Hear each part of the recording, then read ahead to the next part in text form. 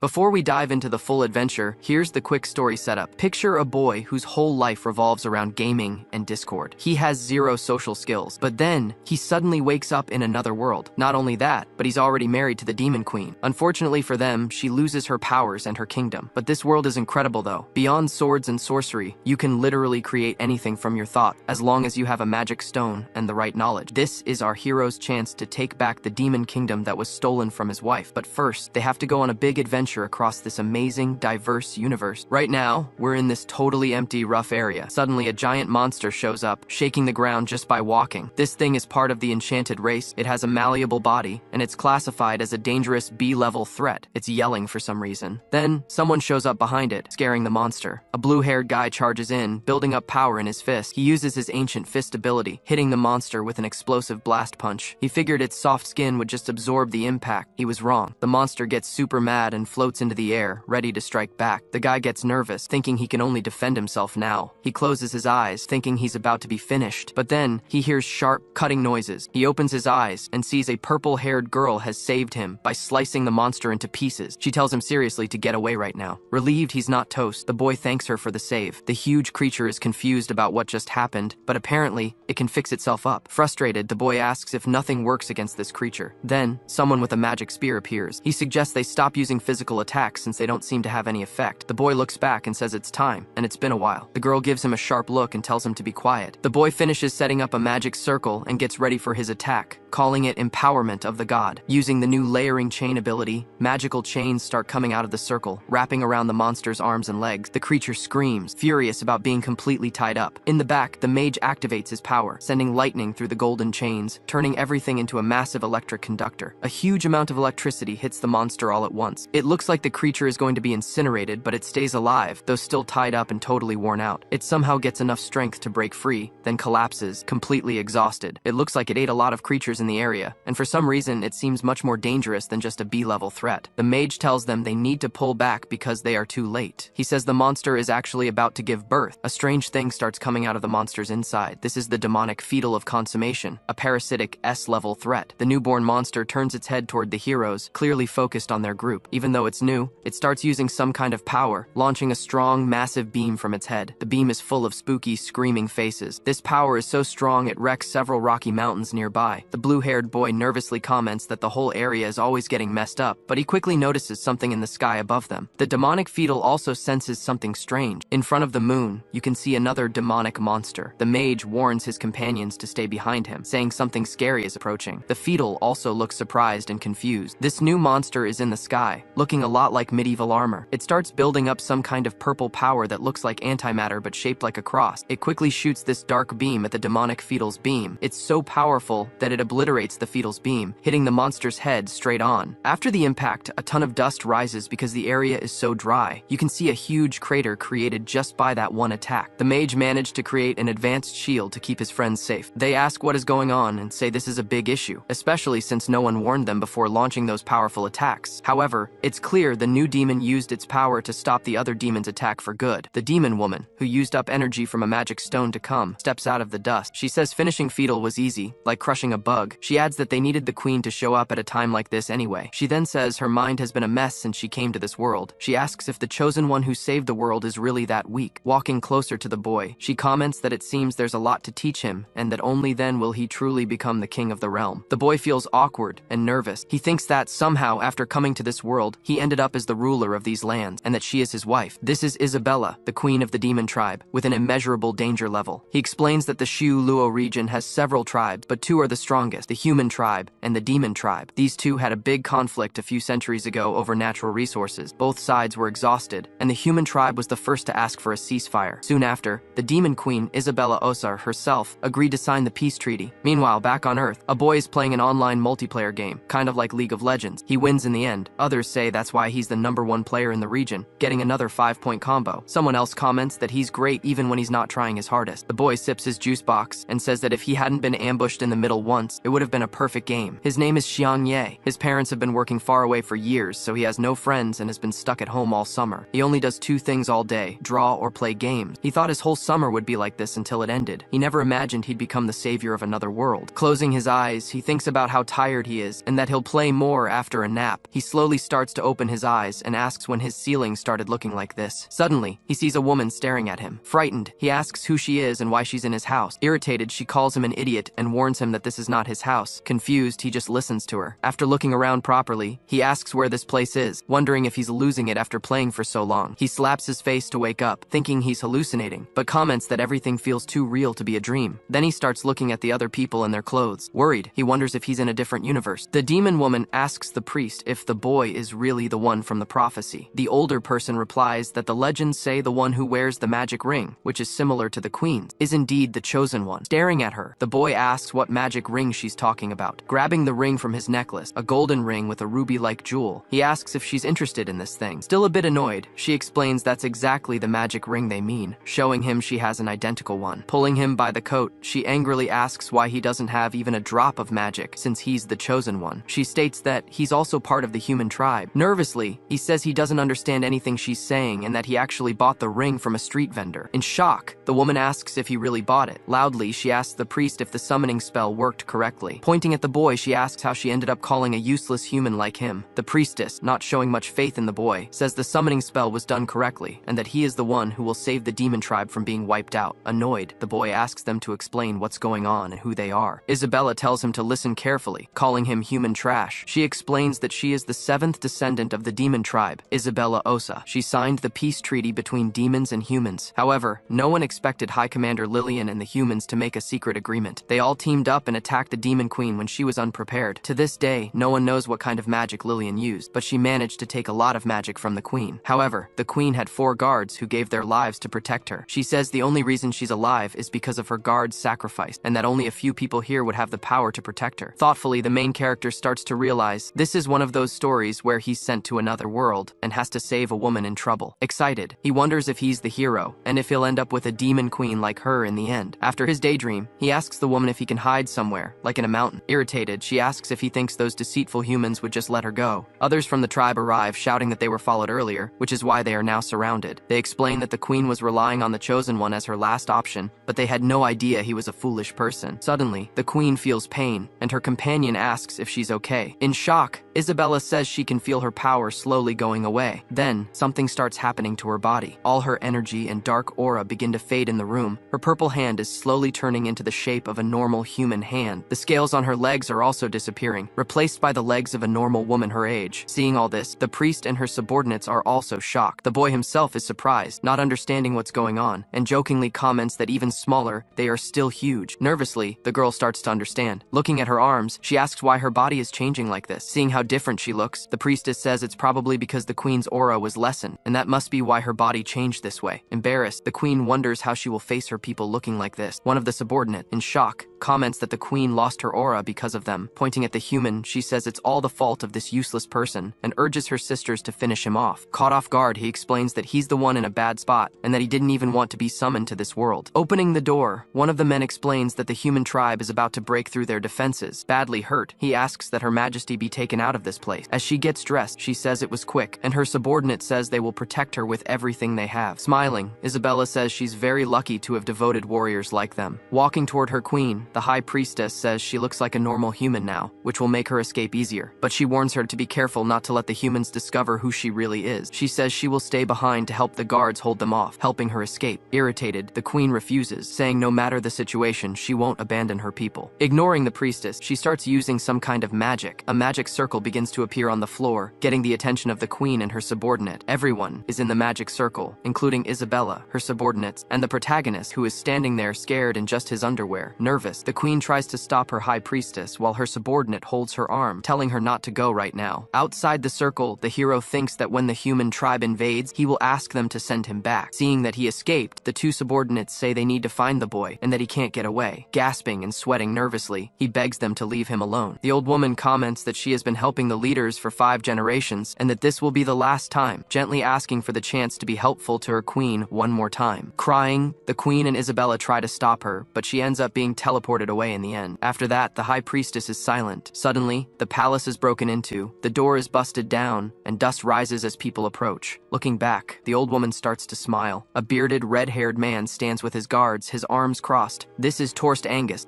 who asks where the queen is now. In response, the old woman only smiles silently. Now, in a far-off place that looks like a forest, a blue light appears, and suddenly, a group of warriors shows up, having been teleported by the old woman. The warriors seem surprised, while the girl looks unhappy. They then wonder if the human tribe is still surrounding them. Suddenly, they see the castle where they had just been. The one with the green hawk comments that it's not too far and they need to move quickly, while the blonde tells her queen to gather her thoughts. Determined, the woman says not to worry because her queen won't be sad right now. With a look of getting back at someone, she says she will get even for all the soldiers who sacrificed themselves for her, telling them to move fast. Meanwhile, a man watches them from a cliff. Everyone is smiling, and one of them comments that they will finally find the remaining troops of the demon tribe. The group is walking slowly to leave this area. Suddenly, an arrow appears, and looking back, the queen realizes the danger. The arrow quickly goes into the shoulder of one of the warriors. Someone says it's a human arrow, while the protagonist yells that she's losing a lot of liquid. One of them tells Her Majesty to go first, and they will handle this. The men rush at the group, and one of them comments that the king promised them 20 gold pieces for every demon follower they bring back. The woman, who is hurting, says these humans are awful. Looking at the boy, she asks him to promise he will protect the queen, saying this is her last request. Nervously, the boy says to leave it to him. He quickly grabs Isabella's wrist. Angry, she tells him to let go because she will fight with her troops. Arguing, the boy says she will just end up harming herself that way and should get away with him. Irritated, she explains that she would rather be finished than abandon her troops by herself. Xiang yells at her to snap out of it. He says if she goes back to fight, the soldiers who protected her will have given up their lives for nothing. He insists she can only get justice for them if she stays alive. If she dies, she can't do anything. She looks back at the fight, where she sees one of her warriors being completely defeated. Another warrior is being tied up, and the human soldier asks if he can have some fun with her before ending the conflict. Seeing this awful situation, the queen starts to cry in distress, but she listens to Xiang and decides to keep going. Suddenly, a human soldier appears, grinning nastily. Both the boy and Isabella are shocked. They are totally surrounded by enemy soldiers now. One soldier comments that they are just humans, and another says their clothes look odd, so they must be demon slaves. One of them wonders if they should finish them or not. Without hesitation, Isabella pulls away from Xiang's hand and runs toward one of the soldiers, yelling out of anger and calling them beasts. She goes to punch the surprised soldier with her bare hands. He quickly grabs her, commenting that she got really worked up seeing people of her own kind. Hearing this, one of the soldiers is surprised, saying he heard the demon tribe brainwashes their human slaves to see their own race as enemies. The first soldier smiles like he's lost it, saying that means both of them are basically demon soldiers, and wonders if their heads are worth a reward. Drawing his sword, he says he doesn't care about the reward. If they are connected to the demon tribe, they deserve to be finished. Nervously, Xiang wonders if this guy is actually going to hurt people from his own race. He starts forcing the queen's head down into a bow which she doesn't understand. As he makes her bow in respect, he tells the man that he misunderstood everything. He explains that the demons didn't brainwash them. He says the girl has been mistreated by the demon tribe since she was very young, causing her a lot of emotional distress. Smiling, he explains that they were threatened by the demon tribe for a long time, and kindly asks them to let the two of them go. With a fiery look in her eyes, Isabella says he's making royalty kneel, and she will absolutely make him pay. Whispering, Xiang tells her to stop talking about respect when she can't even get away from him right now. Sweating nervously, he begs her to calm down because they need to escape alive. He concludes that she can only get back at her people's enemies if she survives. Returning to the conversation with the soldier, the boy says her trauma is so bad that she truly believes she is a queen. Ignoring all this, the man says he doesn't care about what they went through, only if their heads are worth any money. Shocked by this ridiculous statement, the boy is speechless. The man remarks that there are only two humans, and wonders how they can share the reward among the three soldiers. Another soldier replies that the first one who strikes gets everything. Desperate, Xiang asks them one more time to let the two of them go. Completely ignoring his pleas, the soldier prepares to strike him. In the distance, someone on a horse yells at him to stop. Turning around to see who it is, the man starts to get nervous, realizing who it is. Terrified, he says if they find out they weren't on the main battle lines, they will be punished. Another soldier argues that they aren't part of the same squad, saying they are from the White Dragon squad. The White Dragon Knight quickly approaches. The unlucky soldier stutters, saying they are part of the Red squad, and asks if they all came to help. However, the White Dragon Knight says he heard everything they said, and orders them to leave and find their leader. He says he won't tell anyone, and will pretend he didn't see anything. The soldier tries to argue, saying he is the leader of the White squad, and that he knows his squad doesn't have as much power as the Red squad. Suddenly, the long-haired man pulls out his sword. He says the soldier should know he is the leader of this squad, and and has no one telling him what to do. He says it doesn't matter which squad he's in, he has permission to deal with everyone. Staring at the sword tip, the soldier is terrified and says he understands, and they will all leave right away. After that, they all start leaving, totally ignoring the people they were just threatening. In shock, Xiang whispers that all the soldiers are gone, but now the stronger ones have shown up. The White Dragon Knight immediately gets off his horse and introduces himself as Sophis, the leader of the White Dragon Knights. Curious, he asks when they were captured by the demon tribe and turned into slaves. Awkward but relieved, the boy laughs, saying if he had arrived 1 second later, he might have been finished. Suddenly, the sword comes close to his head. Ignoring him, the leader tells the boy to just answer his question, warning that if he doesn't respond, he will lose his life right now. Hearing this, the boy is very upset and scared. Isabella interrupts, saying if he wants to hurt them, he should just do it and stop making threats. In the background, the boy mutters that she can't keep her mouth shut. Thinking that he could end up finished if he answers incorrectly, the boy explains that it wasn't long ago, maybe when he was 5 or 6 years old, but he doesn't remember exactly. This response surprises the leader a lot. He quickly asks another question, what were their jobs in the demon tribe at that time? Zhang replies that he was just a kitchen helper, while in his mind he wonders what kind of job he could have had since he spent his whole life just playing game. Continuing his story, he points to the girl and says she is his wife, and that she was also enslaved by the demon tribe, just like him. After hearing all the explanations, Sophis says he understands, nervously laughing. The boy wonders if the knight actually believed him. With his hand on his sword, Sophis asks why the boy is walking around without many clothes. Caught by surprise and totally shocked, the boy thinks it's because he was the queen's servant, which is why he has no clothes, and he wonders how he could be seen this way. The leader begins to take off his white cloak. Xiang realizes something is about to happen. The man suddenly places his cloak on the hero, saying the demon tribe probably took his clothes because he tried to escape several times. The boy questions why this guy seems so genuinely kind, showing compassion. The leader says they have both been treated badly for too long, and asks them to follow him to take them home. Stuttering with anger, Isabella asks where he plans to take the governor of the demon tribe. Meanwhile, the boy next to her whispers for her to keep quiet. In the background, another knight appears, calling his lord. He explains that both the Red Dragon and Black Dragon squads have already pulled back their forces and asked for his orders. The man comments that it seems he's late for the gathering, and in the background the two are having a conflict. The queen warns that if he does anything else, the moody one will make his life a bad dream. Desperate, Xiang gently asks her to keep his status hidden, saying the only thing they can do for now is obey, and the last thing he wants is for his identity to be revealed. Very annoyed, the girl explains that returning to the human tribe with these people will make it impossible for her to go back to the demon plains. Frustrated, the boy explains that she's being foolish. If she's found out and finished, she can forget about going anywhere at all. He emphasizes that she must not reveal who she is under any circumstances. Sophis comments that if his help isn't needed, he should be able to go home soon, asking them to come with him right now. Excited, the group cheers for the White Dragon Knights. Sometime later, the knights arrive at the kingdom on horseback, with Xiang and his wife. The hero is impressed, asking if this is where the human tribe lives and commenting that the walls are really tall. Irritated, she asks if he really needs to hold on so tightly. Nervously, the boy explains that it's his first time on a horse, so he's a bit scared. This is the capital, located in the south of the main island, where all 4 seasons are present and there are plenty of resources, making it a very comfortable place to live. The tall walls that the hero mentioned are the iris walls, which are full of cannons, providing strong defense. In addition to the cannons, these same walls are also protected by powerful mages. After passing through the walls, the knights begin to enter the city. Xiang starts to look around, thinking the humans dress completely differently from the demon tribe. Everyone bows whenever they meet a knight, showing that this is truly a respected place. Sophis calls the boy, who quickly answers nervously. He thinks that he can't let him find out Isabella's true identity. The man comments that their names are quite strange, and asks if a demon gave them those names. Smiling, the boy says yes, while in his mind he thinks his father actually named him. The leader asks if they don't remember their real names, but the hero explains that he has no recollection since being captured. Continuing his questions, Sophis asks if he at least remembers his family. In front of him, a soldier gets his attention. Looking back, he calls for his captain, who says he sees it too. This is the royal family. Among the guards, a man smiles strangely. The leader of the White Dragons orders everyone to get off their horses and head to the royal palace. Curious, Xiang asks who that person blocking the soldier's way is, and Isabella replies that, based on his clothes, he's probably royalty. Without thinking, the hero says that he looks like an idiot to him. Nervously, one of the knights whispers for the hero to stop talking like that, saying that this is Angus's first son. Surprised, the protagonist asks if this is a higher position than the leader of their group. The man then explains that it's not just that, and they can't even compare the royal family to their group, as he is Angus's second in command. Starting to explain about the kingdom, he says the current king is still young, so before the old king passed away, he asked Angus to help the new ruler govern. Also, Angus has the strongest knight in the entire kingdom, so you could say he is above everyone else. Glaring, the passionate Isabella asks what's so great about that guy, saying that if she hadn't lost her magical power, he wouldn't stand a chance against her. The soldier is shocked, asking her to stop talking such nonsense, saying they will lose their heads. Zhang says it's fine, and if she says anything anything else, he's going to hit her behind. Bowing, Sophis greets His Excellency. The boy sarcastically says he thought his father had returned since the gates opened, but apparently, it was just the unimportant White Dragon group. He continues, saying he had even prepared a welcome gathering. However, the leader of the White Dragon group cuts him off, saying there's something he's not understanding. He explains that His Majesty sent his group to sign a peace treaty with the demon tribe. Then, he asks for an explanation as to why Angus went ahead of the group to the place where the treaty was supposed to be signed. The nobleman then explains that it must be because the king decided to finish the demon queen, asking if the man is questioning the king's decision. Not understanding anything, Sophis tries to explain himself. Suddenly, a man steps in, saying he was just curious to know if this was truly the king's wish, or if it was only Angus's wish in the end. Looking back, Sophis realizes it's his father, the imperial leader called Guro Dita. Surprised, the boy comments that Lord Guro also came and asks if he shouldn't be with His Majesty and his study. Guro comments that he heard Angus had won his conflict, and that's why he came to greet him personally. Sarcastically, the boy says he probably just came to question Angus. Laughing, the old bearded man says he wouldn't dare to do such a thing. Impressed, Xiang comments that the leader of their group's father is also an important person in the empire. The soldier then explains that Master Guro is the only imperial leader of the empire and is also one of the people closest to the king. However, he and Angus have different political ideas, so both strongly believe in their own viewpoints. With her eyes closed, Isabella comments that humans are pointless because all they do is spend their days arguing and having conflict. Next to her, the hero wonders if she wasn't also betrayed by one of her own demons. A soldier prepares to sound a type of trumpet. Several soldiers from the Red Dragon group are playing this instrument to announce something. Smiling, the boy comments that the city gates were open, and this time it's definitely Angus, without his father. Not understanding anything, Xiang asks why they didn't sound the trumpet when they arrived. The soldier replies that it's because they are just from the White Dragon group. Then, the gates finally open as several people bow. Isabella and the hero start to observe what's coming. When the queen realizes what's happening, she's completely shocked. A man on horseback is holding his lance with a head fixed on it. Seeing this terrifying sight, the woman goes into a daze, starting to cry. Suddenly, the boy places his hand on her shoulder, telling her not to go over there. Hearing this, she starts to shake, her fists clenched and trembling with rage. At this moment, the boy also notices something. Torst Angus is passing by the two of them. He has a serious and focused expression. Consumed by rage, Isabella declares that she will make him pay with his life force. The man stops in front of the old imperial leader, asking if Lord Guro came just to welcome him. Smiling, Guro confirms that His Excellency did a good job. Then Guro comments that he fears that, unfortunately, His Excellency will not be able to rest just yet. He continues, saying he would like both of them to go together right now to meet His Majesty. Smiling, the representative explains that he himself already wanted to report the results to His Majesty, so they should go together soon. Stuttering, the boy approaches his father, who calls him by his name, Buri, and with an angry tone, warns that if he pulls another stunt like this, he will eliminate his race. He finishes by telling him to disappear right now. Staring at him, Buri gets very nervous and says he understands. After that, the man starts to leave along with the old man. Very nervous, the protagonist tells Isabella that it looks like the guy she wants to finish is a military leader. The girl asks what he's talking about now. He explains that in his world, he used to have a military leader named Sao,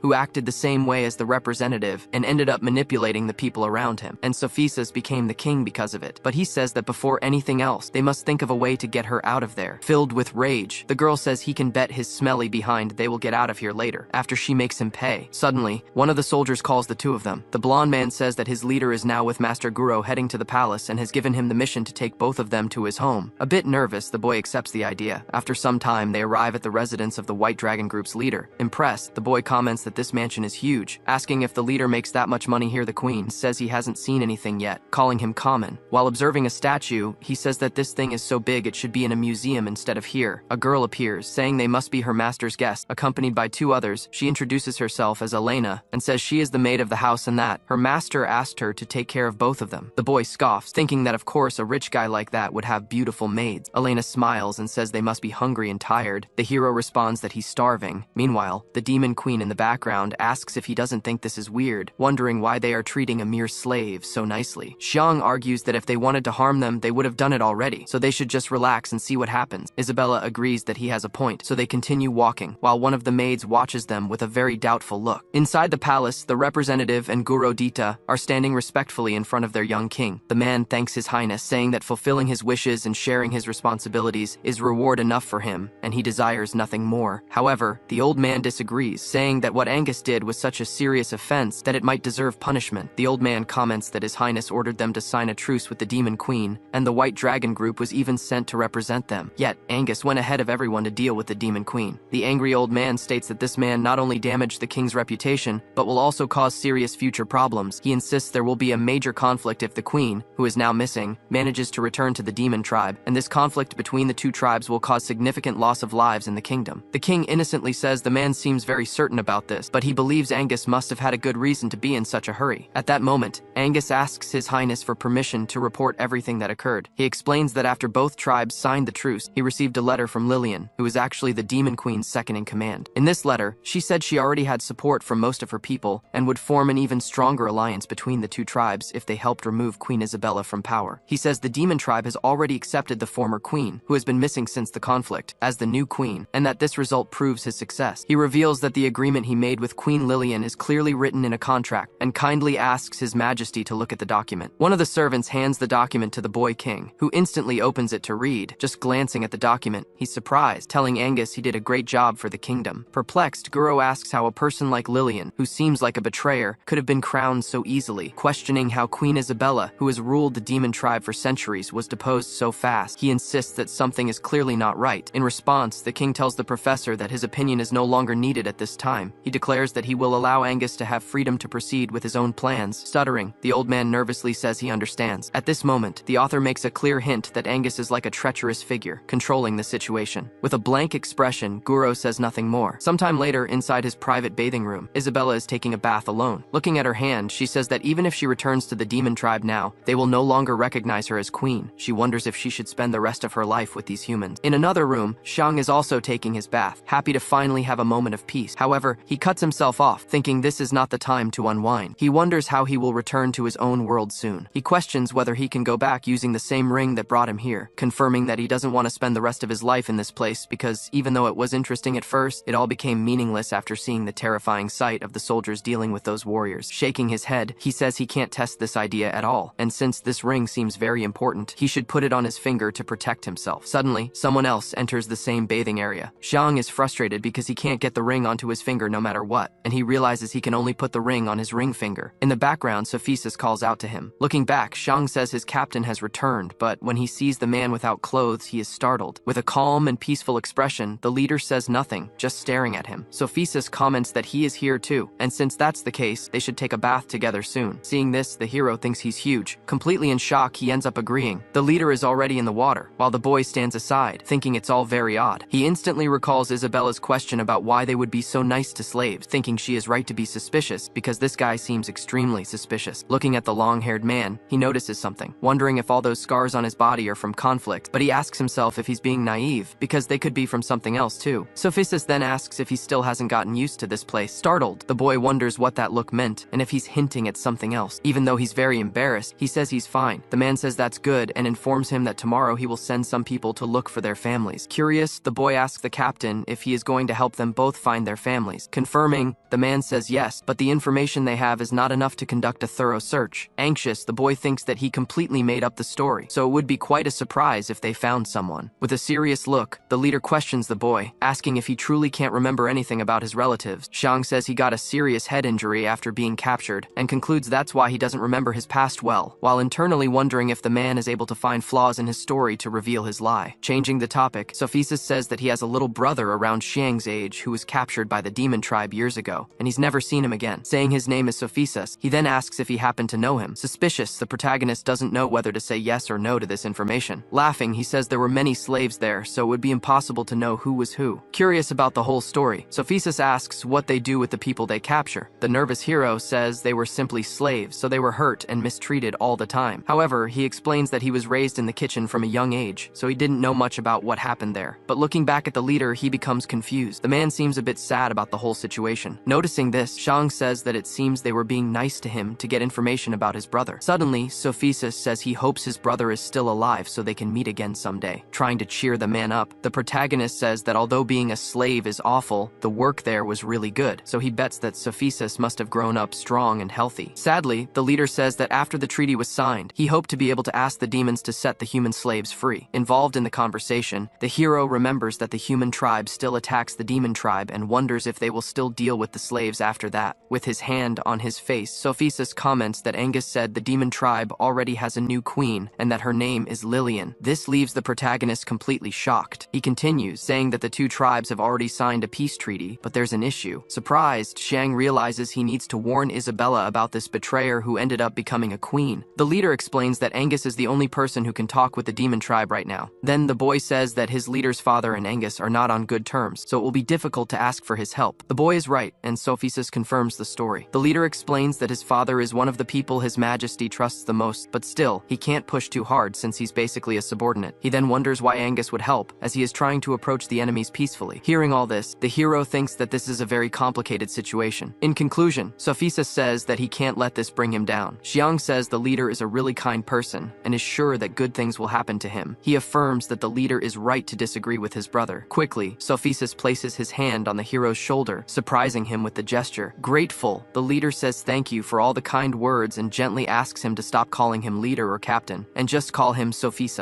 A bit embarrassed and uncomfortable, the boy just agrees to the idea. As night falls in the same palace, Xiang is walking down the hallway in slippers, accompanied by the maid, Elena. He thinks that Isabella was right, because Sophis was really keeping something big secret. Finishing the walk, a maid tells Mr. Xiang that this is his room. Holding the door, he thanks the young woman, who says she hopes he has a good night's sleep. After showing the guest room, she leaves the area. Embarrassed, the boy says she's wonderful, and that he only dreams of being with someone like her. Then, he opens the door and finds someone in his room. It's the demon queen Isabella, who is changing clothes at that very moment. Embarrassed with a bloody nose, he wonders what she's doing in his room now. Upon noticing the hero, she also becomes extremely embarrassed and angry. She closes the door to the room, calling the boy a fool and telling him to stop calling her by name because they are being watched. Surprised, the boy says there's no way that's true since he was just having a casual talk with Sophis a little while ago. Annoyed, Isabella explains that she was talking about the maid and calls him an idiot, explaining that the maid has been observing them since they stepped into the mansion because in everyone's eyes, they're still slaves of the demon tribe, so they still can't fully trust either of them. Sweating, the hero says she didn't have to put them in the same room. The queen says that's his fault because he wouldn't stop repeating that they were married. Shocked, he asks if she thinks they were put in the same room to see if they're really married. Continuing her thought, the girl says that if they find out they're lying, they'll certainly think they're involved with the demon tribe. At that moment, she notices something strange, stating that there's someone outside. It's one of the maids, Elena, who is standing in front of their door, leaning her head to listen to everything closely. To fool the maid about being married, both of them start saying many suggestive things. The woman then stays awake and smiles, still standing near the room after hearing all this. Noticing this, the queen says it looks like she's already gone, while the hero continues with his suggestive remarks. Deeply irritated, Isabella says that's enough and that if he does it again, she'll eliminate him. Excited, Xiang suggests that they stop acting and move on to the actual plan. Hearing this, the queen simply stays silent. Overcome with fury, she lands a solid strike on the protagonist's head, ordering him to sleep on the floor because she's taking the bed. With a terrifying look, she warns him that she'll wipe him from existence if he dares try anything while she's asleep. Then the hero comments that she's like a powerful predator without its main weapons, and she responds that if he's brave enough, he should just try his luck. Rubbing his sore cheek, he asks what kind of person she thinks he is, confirming that he's not that kind of guy and that he's innocent. Afterward, he calls out to Isabella, asking if since she managed to summon him, she can also send him back to his world, throwing cold water on his hopes. She says she doesn't know how to cast that kind of spell and that not even the high shaman could send him back. After this response, the hero falls silent. He quickly remembers the magic ring and asks Isabella to lend him her ring for a moment. Complying with his request, she hands it over to the boy. He explains that if this ring brought him here, then it might also be able to send him back to his world. Nervously, he decides to test this idea. Clapping his hands, he repeats that he wants to be sent back. He keeps repeating this phrase while looking at the ring. 10 minutes go by, and he's still doing the same thing. Frustrated, he questions why it's not working. He wonders if the shaman cursed him after calling him here. The girl explains that the high shaman read some ancient spell scrolls and that only the tribe elders can read them. Soon, the boy concludes that the only way to return to his world is by going to the territory of the monarchy. Without much hope, he begins to look at both rings. Looking back, he tells the queen to take her ring back, but he's surprised to see that she's already fallen asleep. She's sleeping very peacefully. Smiling, Xiang thinks that she's usually so aggressive and controlling, but seeing her asleep now, she looks quite sweet. Someone is watching from the top of a window. It's Sophis, observing the sky and stars. In the background, one of the maids appears, calling him master. He asks if she was able to observe them. Blushing deeply, she confirms that she has, and that they have already finished arriving from the demon tribe. At that moment, the man turns and approaches. He quickly grabs her by the waist and pulls her close, warning her that next time she cannot disturb them without his permission. Embarrassed, she explains that she didn't know what to do because this is the first time the master has brought guests to his home. At this moment, Sophis explains that as soon as he saw the protagonist, he felt a strange connection between them, almost as if they were from the same family. Remembering his brother Sophis who disappeared, he states that this hero might actually be his own brother. Suddenly, Elena places her hand on his face, saying that it's been a long time since she last saw the master smile. Then he asks if she's happy for him. Without saying anything, she just smiles. Heading straight to the bed, he grabs her wrist, leaving her completely flustered in the situation. Then he asks her to stay here tonight. Very embarrassed, the maid agrees. They begin embracing at that moment. Alone in the room with only the bedside lamp on, time passes, and it's already dawn at the palace. Xiang is in a deep sleep. He soon wakes up and starts to open his eyes. He spent the entire night sleeping on the floor. Looking to the side, something catches his attention. Seeing the empty bed, he wonders where Isabella is. Outside the room, someone calls for Master Xiang. He opens the door and realizes it's the maid from the night before. Smiling, she says good morning and hands him a bundle of clothes. She explains that her master personally chose these clothes for him. Amazed, Elena says the clothes look great on the boy. Thoughtful, the hero wonders if this is how people dress in this world. Changing the subject, he asks Elena if she knows where Isabella went. She responds, explaining that she and the master are training in the garden right now. She invites him to join them later. The two are walking through the garden. Impressed, the boy thinks that this garden is unbelievably huge. He thinks that if the woman wasn't with him right now, he would have already gotten lost. From a distance, he can see Sophis, who is apparently training with a bow and arrow. The long-haired man is very focused. Then he fires his weapon, hitting the target exactly in the center for the third time in a row. Approaching him, the hero praises him, saying he's really skilled. He says that he must have a great history with hitting things accurately to be so good, it's almost unnerving. Sophis asks if the boy wants to try, but Xiang responds that he's fine, explaining that his aim isn't as good as theirs. Surprised, the man says that Isabella, who is actually the demon queen, is quite skilled. Nearby, Isabella is also focused on shooting her bow and arrow, hitting the target perfectly for the third time in a row. Impressed, the boy thinks that her power might be gone, but her fighting skills are clearly still there. He quickly recalls when he said she wouldn't be able to defeat them, nervously thinking he was an idiot for saying that at the time. Elena approaches the two, announcing that breakfast is ready. There's freshly brewed coffee, donuts, cake, and all sorts of good food. Holding his cup of coffee, Sophis comments that they spent some time observing the demon tribe and asks if they are used to life here now. Laughing, the boy says everything is fine and he's already comfortable. Thinking of a way to get out of this place, Xiang comments that everyone has helped them a lot, so they can't keep being a burden. Wiping his mouth, Sophis tells him to stop thinking that way, saying that both of them can live here if they want, and that he's already asked Elena to take care of them both. He explains that she will teach them how to live comfortably in this kingdom. Once again faking a smile, the boy wonders if Sophis really wants them both to live there forever. Starting to think about what all this means. Interrupting the conversation, Isabella explains that she just wants to live independently again, and they don't want to cause any more problems for them. Surprised, the man says it's not a problem at all. In fact, he says they just want to employ both of them in the empire because they can even find jobs for them. Either way, it would be good if they worked and lived here because he's really eager to try Xiang's cooking. Afraid, the hero thinks he's in serious trouble. Suddenly, the demon queen starts yelling, slamming her hands on the table. She says she would rather return to the demon territory than work in the kitchen for the rest of her life. Shocked, the boy whispers, asking what she's doing and telling her not to upset him. Not understanding anything, Sophis wonders what she's talking about. The woman immediately explains that she's heard about how the human king treats people who were part of the demon tribe because the legends say that in the past, humans were constantly terrorized due to their extremely frail body. Because of all the attacks they suffered, humans decided to look for a powerful dragon to protect them. This same dragon helped build villages and cities and also taught humans how to use magic, which is how the dragon emblem that humans use today was created. The king has 7 armies, and each army has a different colored dragon emblem. The most powerful groups are the Black Dragon Army and the Red Dragon Army. The groups that protect the walls are the Purple, Green, Amber, and Gray armies. The White Dragon Army is part of the king's personal security and is only used when there's some local issue or celebration in an area. So if a citizen wants to escape poverty, they must do their best to join one of the armies. However, there are only 2 ways to join an army. The first is by working hard and improving until you show your ability. The second is by earning a diploma from the Capital School of Honor. Since its creation, the School of Honor has constantly sent students to serve the king. The legends say that the school's headmaster, Vasily Andreas, is around 500 years old and has mastered all the magic of the plains, with his powers reaching a divine level. There are also rumors that if all the teachers from that school combined their power, they could eliminate hundreds of armies. She explains that this is why she wants to study at the School of Honor. It doesn't matter if they teach sword fighting or magic. Her only goal is to become powerful. Disappointed, the protagonist thinks that this must really be the only way they can get back to the demon tribe. Sophis asks the girl if she really wants to make that choice. Without hesitating, she responds that she wants to get back at those who wronged her, and this answer completely shocks the hero. Curious, the man asks what she's talking about. In his mind, Xiang thinks they're going to be in big trouble if she says everything. Taking the lead in the conversation, he replies that yes, they want to get back at those who wronged them, because they've been mistreated by the demon tribe for a long time, and the only way for them to get rid of them is by dealing with them all after they train. Showing excitement, he shouts that they were once slaves, so by getting stronger, they will be able to save millions of people who are currently captives in their former positions. Making a dramatic pose, the man explains that in that case, he won't allow them to join that school. This scares them, and the hero asks why they can't. Sophis explains that fighting isn't as easy as they imagine, and asks why they don't just settle down. In this place until they find their family. After hearing this response, Xiang gets Sophis' attention, saying that actually, there's another reason for all of this. The man with long hair asks what reason that would be. In response, Xiang says that apparently they are still very weak, but if they have the chance to study at this so-called School of Honor, they will be able to become stronger, or help. He says that his father and Angus are having conflicts for the good of the human tribe, and that they also want to help in some way, concluding that this is the only way they have to repay everything that has been done for them. At that moment, the boy asks how he can spout all that nonsense and still be so weak. Nervously, the boy thinks he used every word he could and hopes it solves something. In response, the man just stares at him. He quickly pats the boy on both shoulders with his hand. Leaning in, he says he didn't expect him to be worried about him. Instantly, he smiles at the boy. The boy thinks the man must be crazy to have believed everything he said. Behind them, Isabella is annoyed, explains that they are not royalty nor honored, and besides that, they're not ordinary citizens, so the only hope they have of entering the School of Honor is through him. The leader says he can enroll her in the school since she has great potential, and if she studies diligently, she will become a very valuable person to the kingdom. Turning to the hero, he says that in his case, there is still a long way to go. Thinks Sophis has a good eye for choosing soldiers, because he can see someone's potential just by looking. Still looking at the boy, the leader explains that perhaps he has more potential in cooking. Crying, the boy thinks the man should forget about him because he's terrible in the kitchen. A while later at the gates, Sophis explains to them that the academy's classes started 2 months ago, so they will only be able to sign up as second-round students. Xiang asks if they will go directly into the sword fighting or magic classes. The man explains that magic and sword fighting are just 2 of the 9 branches of the academy. Magic, sword fighting, hand-to-hand combat, and archery are the main branches of the academy. The man explains that they will introduce themselves to their teachers, who will guide them through the new branches. After introducing themselves, the teachers will check their strengths and weaknesses to then suggest a suitable branch. The hero comments that he still doesn't know how to do anything, and initially he thinks he's done nothing in his life except play video games and draw. The man explains that each teacher will use a different way to assess them to see which branch they'll fit into. He says that even without much knowledge, as long as you have some determination, you'll be able to pass into one of them. Then he says he'll let his soldier take both of them to their guiding teachers. At that moment, Xiang realizes that this soldier is the same assistant who helped them last time. The boy is about to call out to Sophis, who quickly mounts his horse, asking if the man is coming with them. However, the leader explains that he needs to visit His Majesty with his father today, and if they both pass the selection test, they'll earn housing at the academy. But if they don't pass, he'll return to take them back to his house. With arms crossed, the queen thinks the boy is a miserable person, while the soldier laughs. However, the protagonist is very determined to make it all work and get into the School of Honor, and that this will actually be his first success in this world. A while later, inside the School of Honor, several students are sitting on the floor attending the lesson. An old man is going to teach them how to master the wind fist. This is the academy's hand-to-hand combat teacher named Mike Yasso. He says that before they learn the wind fist, they need to master the strength of shadows. Then he calls on his student, Eli, who introduces himself and asks him to demonstrate for the other students. He then throws a stone to the boy, telling him to hold it. Eli follows the order, holding a stone in his wrapped hand. After that, the teacher asks him to strike the statue with all his might. Obeying the order, he walks toward the stone statue, preparing to attack with all his strength. He hits the stone statue hard using only his fist, causing it to crack. It ends up completely splitting in half. Eli sighs in relief for having succeeded, while in the background everyone claps, saying that he's strong and that only Eli could do such a thing. Mike then asks the boy to open his hand. As he opens it, dust from the stone he was holding begins to pour out. The man explains that his attack was very powerful and ended up destroying the stone that was in his hand. He explains that those who wish to master the power of shadows will need to strike without breaking what they hold in their hand. Nervously, the boys in the audience think that this seems difficult and wonder if it's really possible. Eli asks his teacher if something like that is truly impossible. Ignoring him, the man walks over to the birdcage, picking up the little bird in his hand. Xiang wonders what the old man is doing, though not everyone can understand him. With the bird in his hand, he walks toward the stone, preparing to strike while a type of dark magic begins to form around his fist. Quickly, he decides to attack with all his might using the shadow energy. He strikes the statue, shattering it into several pieces. The impact is so strong that it creates a shockwave around everyone. The wind becomes so strong that the students have to protect themselves. A large cloud of smoke begins to rise due to the destruction of the rock. From within the smoke, a man emerges. It's the teacher, totally calm and composed, knowing exactly what he's doing. Opening his hand, he shows that the little bird is safe and unharmed. Outraged, the bird wonders what just happened. Desperately, it starts flying away to escape from there. All the students are in shock, wondering how he managed to do that. From a distance, a boy says that was incredible, getting the teacher's attention. Xiang is amazed that the man managed to shatter the statue with just one punch. The excited teacher asks what they are doing here. The student greets Professor Mike, saying it wasn't his intention to interrupt his class. He explains that these are the new students, and they brought them here to take the entrance test. In the background, the boys are amazed because one of them is a girl, saying that she's beautiful. One asks if she's going to study here, and another says he doubts it as girls usually don't sign up for this course. Mike looks at with the protagonist, saying he seems to be a student, and Xiang confirms, with a serious expression, tells him to listen carefully, asking if he's really here to learn hand-to-hand combat. Suddenly, Mike activates some kind of power in his green eyes. Many people around him start to feel something strange happening. Everyone is in shock, not understanding what's going on as they tremble. The boys say he's unleashed that powerful, intense feeling again, and that fortunately, he did it at the beginning of the year. They wonder how that old man can be so powerful. After unleashing this power, the man continues to stare at everyone. However, he notices something strange and looks to the side. It's Queen Isabella, arms crossed, asking when they're going to meet the magic and sword-fighting teachers. This comment makes the soldier uncomfortable, while Professor Mike calls for her attention. Smiling, he says she's going to be an excellent martial artist. With a stern face, the woman apologizes and says she's only interested in learning magic and swordsmanship. At that moment, the old man regrets this decision, but suddenly he notices the protagonist, affirming that he also seems good. In fact, the protagonist is in shock, mentally disturbed, thinking he won't be able to stand for long after that terrifying wave of power. A soldier tells the boy that he just experienced the frightening power of Master Mike. However, the boy quickly starts to fall backward. The soldier panics while Queen Isabella calls him a weakling. Sometime later that same day, the protagonist is lying on the ground with his eyes closed. Suddenly, he wakes up startled, asking what happened and wondering where everyone went. Isabella replies that they've already left, calling him trash. The next protagonist speaking tells him he was frozen by Master Mike's fearsome energy blast. Jiang says that Mike is unbelievably strong, asking how he manages to do that. The blue-eyed student explains that Mike used the fighting technique he developed and that Jiang didn't pass the test, but if he wants, he can still teach him. Laughing, the hero says he's not used to getting hurt, so he thinks it's completely fair that he failed. Meanwhile, he thinks that he's just a regular guy, and if he joined the group, he would probably pass out from exhaustion during training. But he says they can still be friends if he wants, which ends up confusing the student. Extending his hand, Jiang says that from today onwards, he will also be studying at the academy. Introducing himself, he says his name is Xiang, and that he's the first friend he's made since coming here. In his mind, he thinks that this guy is really strong, so if he keeps this up, he's going to end up being bullied. Greeting him, the student says his name is Alex Eli, and that since he's so determined to be his friend, he can also just call him Alex. He then mentions that he'll be in the combat class if Xiang needs anything. At that, Isabella comments that even though he doesn't have any ability, he manages to convince people to become friends. Irritated, the hero asks what she means by convince, as he just made a friend in a normal way, not caring much that since they don't want to learn hand-to-hand combat, the next classes will be in sword fighting and magic. A little while later, they arrive at the outdoor training area. Several people are shouting together. It's a group of students watching a conflict. A sword comes close, but its attack is stopped by a kind of magic shield that pushes the girl with the sword backward. This is the fencing instructor, Dorona, who tells Icy not to be so aggressive. This is the magic instructor, Wadley Icy, who tells the girl not to be ridiculous, explaining that these fencing classes always take over the training field. She questions how her magic students are supposed to train. She quickly casts some kind of spell. The fencing instructor skillfully and precisely avoids everything, saying that she should have mentioned earlier that she wanted to use this place and there was no need to attack. In the background, the students cheer for their respective teachers. Among them is Buri, who says he wants to see some action already, telling her to show the amazing power of the sword fighting class. Suddenly, one of the magic class students says the sword fighting people are being ridiculous because they always try to take over the training area. Others from the same class agree, saying he's right. Meanwhile, a man who seems to be from the magic class is reading a book. Then, someone approaches and asks if they can stop this because he just cleaned the whole place and now they're messing it up again. The old man just watches the conflict between the teachers while continuing to sweep the area. One of the magic instructor's spells hits Dorona's shoulder. Even though her shoulder is injured and losing some liquid, she doesn't lose her focus. With a nasty smile, she says if that's how her rival wants to play, then they'll play. Charging forward with her weapon, the two immediately engage in a full-on clash. Icy conjures a magic shield to protect herself from the sword strike. However, Dorona somehow manages to move above and behind the magic instructor. Then, a series of lightning bolts begin to run through her sword. Preparing to strike, she explains that Icy provoked her first. Looking back, the mage seems surprised. She quickly conjures a large magic shield to protect her back, while Dorona attacks with her lightning-powered magical strike. A large energy wave is created from the impact of these powerful forces. Dorona's lightning strike ends up being bounced off the shield, heading toward another spot. It's headed straight for the old janitor. It gets very, very close to the man. As he looks to the side, he notices something strange coming. Xiang, the hero, comes to rescue him. He decides to use a burst of energy to jump and save the old man from being completely wiped out by the lightning strike. After saving him, he lands on his back, feeling the pain. The magic student who was reading just observes everything, and the teachers are a bit startled by what just happened. Both Xiang and the old man are hurt from the incident. Concerned, the boy asks the old man if he's okay. He responds that he's fine and asks if the boy is okay too. Looking back, the protagonist notices something strange. Then he realizes that the wave of magic is actually burning. Completely in shock, it hits him that if he had been struck struck by the lightning, he would be gone right now. Suddenly, a sword gets very close to his eye, startling him. It's Dorona, who claims he's not a student at this academy, asking if he's trying to sneak into her classes. Worried, the boy wonders how she figured out he wasn't a student here. He starts to explain that she almost struck the old man who was just cleaning the yard, but when he looks to the side, he notices that the old man has disappeared, and he wonders where the guy went. Arguing, he says that the old man was right here just a moment ago. Then, someone calls for the fencing teacher. Soldier Akal arrives at the scene, gently asking her not to be so aggressive because the boy is a friend of Sophis's. Embarrassed, she is happy to see the soldier. Very excited, she asks if Sophis also came, asking where he is in a very warm way. But the soldier explained that he was busy with some tasks so he couldn't come. Irritated, she asks what he's doing here then, especially with guests. The man explains that they are newly arrived second-round students and that they haven't signed up for any branch yet. Suspicious, she asks if Sophis approved of this second-round student thing. The other instructor cuts in, asking if the director knows about it. Achelle explains that the director has already agreed to the leader's request. At that moment, the fencing teacher just watches without saying anything. Looking to the side, she notices the presence of Queen Isabella. Then she sees her noticeably prominent chest. At that moment, she feels challenged and embarrassed, deciding to look away. She quickly begins comparing her colleague Asi's figure to her own. After a few minutes pass, one of the students comments that it's that really beautiful girl. Another student responds that she seems a bit plain. Introducing everyone, Achelle says the boy next to him is named Xiang. He then prepares to introduce the girl but is interrupted. Explains that since they are new, she asks to check their powers first. Confused, the boy asks what she's talking about. Suddenly, the woman thrusts her sword into the ground, asking which of the two wants to go first. Isabella stands with her arms crossed, not responding. Dorona then asks what they are waiting for. Her colleague approaches with a giant green ball. She brings her hand closer to the magical sphere, then slowly shrinks it down in size until it fits entirely in her hand. Walking toward the demon queen, she offers it, telling her to take it. Xiang approaches the blonde man, getting his attention, and asking if that magic ball can measure a person's potential. Surprised, the man asks if the boy doesn't know about threshold power. Scratching his head, the boy explains that he spent most of his life in the demon tribe. In his mind, he wonders if this is so common that even children should know about it. Achelle comments that he forgot the boy grew up in the demon tribe and says he'll explain everything properly. Starting the explanation, he says that all beings in this world have something called threshold power inside them. However, this can't be used right away. To be able to use it, one must train their body until they reach what they call the limit point. In this case, that magic ball can reveal the internal threshold power of anyone. Curious about this, the hero asks about this threshold capacity thing. In response, the soldier asks him to imagine threshold power as water and that everyone has a cup inside their bodies. However, the size of this cup varies from person to person, determining how much power each can store. He continues the explanation, saying that this cup of water is the threshold capacity, and what it holds is what we call threshold power. Both sword fighting and magic students need to have a good amount of threshold power because if their internal strength is too small, they won't be able to accomplish anything. In the demon tribe, this is called magic power, and the threshold capacity is called the magic well. Thoughtfully, Xiang understands that threshold power is the same as magic power, and threshold capacity is equivalent to the magic well. Suddenly, Isabella arrives carrying the magic ball. Smitten, the boys say she's very beautiful and suggest she join their class. Seeing this, two girls call them beasts. Continuing the explanation, Achelle says that if the ball gives off a weak glow, it means that Isabella has average power, which is enough to join the magic class. Nervously, the boy asks what will happen if the ball doesn't glow. The blonde man replies that she'll have to give up both sword and magic lessons. At the same time, Dorona thinks that Sophis only sent this girl because of her prominent chest. With arms crossed, she says that she's taking too long and thought she might have some potential. Intervening, the magic class teacher asks her colleague to be quiet, saying that she can feel something. At that moment, a magic ball begins to give off a green light, and everyone is astonished. It's an emerald green energy radiating directly from the magic ball. Surprised, the teacher asks what is happening. Achelle comments that she is impressive, and the hero is also amazed by what he's seeing. Even the academy students are nervous, saying that it's a lot of power and that it's awesome. With a serious expression, the teacher pulls the sphere back as if she had some kind of mental connection with it. With the sphere in her hands, she asks the queen if she's ever received magic lessons before. She replies that she learned some magic, but due to some events, she lost her internal strength. Analyzing her, Asi thinks that she can't sense any internal power in the girl, but she has immense capacity for it, something she hasn't seen in a very long time. Greeting her, she says that she accepts her, and from now on, she will be her magic teacher. Knowing that she's been accepted, the students start celebrating, saying that this girl has joined their class. A bit upset, Dorona asks her colleague if she doesn't want to think about her decision again. Smiling, Asi says that this girl only ranks below someone named Ren. In disbelief, Achelle says that Isabella is amazing because she made the sphere almost explode with so much light, and the protagonist thinks it's obvious since she's the queen of demons, knowing that despite having lost her magical power, she still has immeasurable potential. At that moment, the fencing teacher congratulates her colleague for getting someone so special. Hearing the compliment, Isabella simply ignores it. She moves away from the two of them and walks toward the sword, placing her hand on the handle. handle. Nervously, Achille says she's already passed her test, asking why she's doing this. Holding the sword, Isabella says she hasn't yet decided if she will study magic or sword fighting. Laughing, Dorona asks if she's thinking of participating in both magic and sword fighting classes at the same time. While holding the sword, the girl says that she has already studied sword fighting with people from the east but hasn't had many chances to try it out. At that, Achille comments to Isabella that the magic teacher was already satisfied with her. Interrupting him, the girl insists that she wants to try. In response, the fencing teacher accepts, saying they'll test her in that case. She then asks who would like to guide the newcomer. Smiling, Angus's son volunteers, telling the girl that she doesn't need to worry because he'll go easy on her. Approaching her, he says they'll see how she handles the sword. In the background, Xiang says it's time to see if she's as fierce as she claims, which leaves Achille quite confused. Mediating, the teacher makes it clear that this conflict is only a test, so the use of internal power won't be allowed, and the redhead says not to worry because he won't hurt the young girl. The hero starts calling out to Isabella, who asks what he's doing. He explains, saying she needs to be careful because that guy is a pervert, repeating that she needs to be careful, which irritates her quite a bit. Ignoring this, Dorona says they can start the conflict. Quickly, Buri leaps, wielding his sword. He charges at his opponent. He's approaching the girl, who is still standing still. However, he starts to notice her body, apparently distracted. His strike has no effect. The blow is blocked without her even meaning to move. Turning around, the boy prepares to attack again. Showing agility, he jumps over the novice. Now behind her, he tries to attack from the back. However, the queen avoids the attack effortlessly. Then the boy moves away, commenting that this girl seems to have a few hidden talents. Watching him, Isabella remains silent. Suddenly, she realizes something. Her strap has been cut, leaving her surprised. Seeing all this, the students say that Buri is really strong, and they say that's how you fight. Filled with rage, the hero says that this crowd is just a bunch of idiots pushing their luck. In front of his opponent, the boy starts laughing. Driving his sword into the ground, he approaches, smiling wildly. He aims for the girl's head, but she manages to dodge again, finding an opening for her attack. Just barely, Angus's son manages to defend himself with his sword. Both move away after the clash. Without hesitation, the Queen of Demons moves to attack. Focused, the boy prepares to defend himself. Stretching his sword to its limit, he strikes the girl's sword, but she doesn't give up and continues her assault without showing any fear. Avoiding the boy's attack without needing to turn around, she attacks with her sword. Quickly, Buri manages to turn around and defend himself once again. Moving away from the novice, his eyes widen as he realizes what's coming. With a sharp gaze, the queen moves to attack. She begins to spin clockwise, even while wearing platform shoes. Surprised, the fencing instructor begins to understand what kind of technique is being used. Spinning like a top, the girl attacks intensely with her sword. Defending himself, the boy thinks he won't be able to keep up for long at this pace. With an intense stare, an electric current starts to flow through his body. This energy travels through his sword, making it stronger. Isabella is startled to see this in front of her. Confident, the boy starts laughing with an excited look, deciding to attack the novice with everything he has due to his upgrade. She manages to defend herself but begins to feel nervous. Watching the entire conflict, the protagonist becomes worried. Dominating the battle, the boy starts to smile, releasing a burst of energy toward Isabella. This power approaches the queen. Someone shouts, "Ice field!" A type of blue energy begins to emerge from the palm of their hand, forming some kind of magical shield, protecting the novice from the powerful blast. Realizing who it is, the boy starts to get nervous. This is Ren, holding the girl like a charming hero. After saving her, he lands on the ground, asking if she's alright. At that moment, the protagonist touches his shoulder, thanking him for saving his wife. Hearing this, the man becomes curious. All the students are shocked by this information, with many even feeling let down. Xiang asks his supposed wife if she's okay, and she responds that Buri's techniques are just child's play. Gossiping in the background, the fencing instructor asks Achille if they are really married, and the soldier confirms that they are. Relieved, she smiles, saying that someone should have mentioned this earlier. Then the man realizes that it's because of this instructor that Sophis didn't want to come along on this trip. Disappointed, Dorona tells Angus's son that she had already warned him not to use his full strength. Very nervous, the boy stammers, saying he only used it to defend himself. Intervening, Aisi comments that everyone is human, but Ren is someone better than Buri, stronger than he will ever be in his life, saying that this is her apprentice named Torst Ren. She concludes that it seems Isabella has finally found someone of her level. The man says he'll do his best to get stronger and stronger. Bowing, he asks Isabella to help him on this path, and seeing this, Xiang feels somewhat uncomfortable. Dorona says it seems she's learned the techniques of Professor Mokia. The girl responds that yes, she has. Mokia is known across the kingdoms as the master of sword. Perplexed, the students realize that she trained with Mokia, and one of them says that explains why she's so strong. The instructor says she also trained with Mokia for a while, and because of that, she can say with certainty that the girl uses his techniques. With her arms crossed, the queen says she understands, but the techniques the instructor used just now were even more powerful, to which the instructor laughs and says she has a good eye. Excited, she says that from today on, the girl will be her student. In response, the students celebrate this fact, saying that their class now has beauty. A student from the magic class asks why they're celebrating when the novice hasn't even decided which class to join. Approaching, the hero comments that she's also good at attracting people, and Isabella responds that she just spoke the truth, but that the instructor isn't as good as she used to be in her complete form. However, she managed to become very strong through her own effort. Asi asks her colleague what she meant by her student because, in reality, the girl is going to the magic class. Arguing, Dorona says that she's much better with swords than with magic, and if she joins the other class, she'll end up wasting all her learning potential. The two are having a conflict. Achille comments that it now seems to depend on Isabella's decision. However, the girl confesses that she's confused. Engaged, Asi suggests that they should settle it with a conflict, and Dorona says she's not afraid of her colleague, asking her to bring it on. Shang, completely surprised by all the drama, suddenly asked the instructors about his own test. The magic instructor looked confused. Shang, excited, said he wanted to be tested too, not really believing in him. She threw the magic ball over. Holding it, he exclaimed, "This is magic!" He was super nervous, thinking this was his big chance to gain power for world peace. A student wondered if he'd be stronger than Isabella, but another said it was tough to guess. 3 minutes went by. Someone asked what he was doing, and another student wondered why the ball wasn't glowing even a little. Everyone started whispering, which made Shang sweat buckets. Why wasn't there any light? Buri immediately started making fun of him, saying he seemed like trash, and everyone laughed. The magic teacher took the ball back. She announced that it was clear he was worthless wood from the start and she only tested him so he could face his failure. Xiang didn't get it, so Achille explained that worthless wood was a term for people with no potential, as that kind of wood was useless even for building. Xiang nervously asked if that meant no magic or sword fighting for him. Achille was sweating, hating to give him the bad news. The magic teacher confirmed he couldn't use magic without threshold power. Dorona added that he could still learn sword fighting, but he wouldn't be able to defeat anyone who did use threshold power. Xiang felt awkward, surrounded by everyone, and wondered if there was any other way. Buri, Angus's son, jumped in, asking if the new guy was just slow. He reminded Xiang that they all called him useless wood, and that he should leave because the academy wasn't for people without brains. Xiang looked down and said he finally got it, remembering Sophis suggesting his potential might be in cooking. With a blank expression, he figured Sophis must have known he was worthless wood all along. Suddenly, Isabella snapped at him, demanding to know who dared call him trash. Changing his mind, Xiang smiled and reached for Isabella's waist. Holding her close, he declared that he might be useless, but his wife was there to help him. He asked the queen if he was right. Embarrassed, she immediately told him to let go. Xiang then suggested they go check out the other classes. He told Isabella to stay, study hard, and focus on either the sword or magic path. He smiled, saying she just needed to want it, and she'd get whatever she desired. As they left, the two instructors kept fighting about which class the new student would join. Isabella just watched Xiang with her arms crossed. Later, as they walked through the academy, Xiang asked the soldier what he should do now since he had zero magic power. He asked if this meant he couldn't join the school. Achille explained that the results only applied to those specific branches. The important thing was finding a match. He suggested focusing on non-combat branches for now. Annoyed, Xiang wondered if he was really going to become a chef. Achille cut him off and said they'd arrived at the next branch. Xiang looked confused, asking what this one was. The soldier told him it was the forging branch. They found several students sitting and drawing a sword on clipboards in front of a stage. Xiang didn't understand why they were drawing. He thought everyone's drawings were terrible, but then he saw a green-haired student's drawing of a super crooked sword. Xiang, shocked, blurted out that it looked horrible. The student challenged him, asking what he meant. Everyone turned to look at Xiang. A student asked what branch he was from, and if he was trying to cause trouble. Xiang quickly apologized, saying he was a second-round student and was really sorry. He then asked why blacksmiths were drawing instead of hammering metal. Suddenly, someone said the boy didn't know anything. It was the blacksmithing professor, Ashtone Martin. Everyone called him Mr. Martin. The professor told the students to keep drawing. Xiang instantly felt that this professor was different. The professor explained that his entire field was about creating anything. Xiang was surprised. Achille explained that Xiang was captured by the demon tribe as a child, so he knew nothing. Laughing, the professor said he understood. He turned and offered to show them how forging was done in the human tribe. He walked onto the stage. Closing his eyes, he stood in front of the sword and pulled a specific-looking object from his pocket. It looked like a pen. It then grew larger in his hand. Xiang asked if that was magic too. The professor held the object like a sword and started drawing a common sword on the ground. Excited, he commanded it to awaken. Once the drawing was finished, it started glowing blue. Xiang was amazed as a sword began to emerge from the drawing. Seconds later, it was fully formed. The sword magically flew to the professor's hand. He asked Xiang what he thought, explaining that this was how humans created their art. Xiang was shocked, realizing the object was actually a brush. He asked if it could create absolutely anything. Coming off the stage, the professor said yes, as long as he had enough crystallized gold alloy. Xiang nervously asked if that was magic, but Martin said no, emphasizing this was a blacksmithing class. Holding the sword, Xiang wondered if they could create weapons out of nothing. He asked if the crystallized gold alloys needed magical power. Martin laughed, explaining that the crystals already contained magic, so even a child could use them. He added that the different crystal alloys were categorized, and his pen had a special crystal that let him create items from nothing. Xiang realized this was a powerful technique and asked if it required the internal boundary strength. strength. Martin burst into laughter, saying it didn't. The green-haired student stuttered, asking what he was talking about. Everyone wondered why he kept mentioning boundary strength, saying they could forge perfectly without it. Achille whispered to Xiang to stop mentioning boundary strength because most people there were vain woods. Excited, Xiang shouted that this was awesome. He dropped to his knees, hugging the professor, begging to be accepted as a student. Martin, confused, asked if he seriously wanted to learn blacksmithing. With shining eyes, Xiang said he was also a vain wood. Everyone was surprised. Xiang then quickly drew something, creating a super realistic drawing of the fencing teacher, Dorona.